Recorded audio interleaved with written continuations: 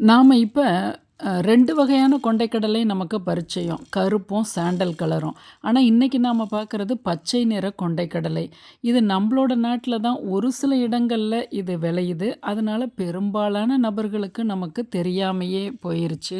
இந்த கொண்டைக்கடலை உங்களோட ஊர்கள்ல கிடைக்கலன்னா, உங்க பக்கத்து கடைக்காரர்கள் கிட்ட சொல்லும்போது, அவங்க கொள்முதல் எங்க கிடைக்குமோ கொள்முதல் பண்ணி தர வாய்ப்பு இருக்கு.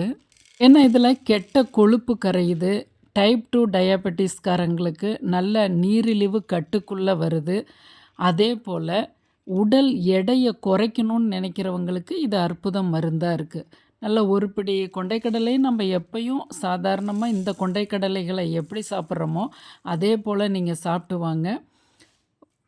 உங்களோட நீரிழிவு எப்படி கட்டுப்படுதுன்னும் பாருங்க. உடல் எடை எப்படி குறையுது, கெட்ட கொழுப்பு குறையுதுங்கிறதையும் நீங்க ஒரு 21 நாள், அப்படி 21 முறை சாப்பிட்டுட்டு கூட நீங்க டெஸ்ட் பண்ணி பார்க்கலாம்.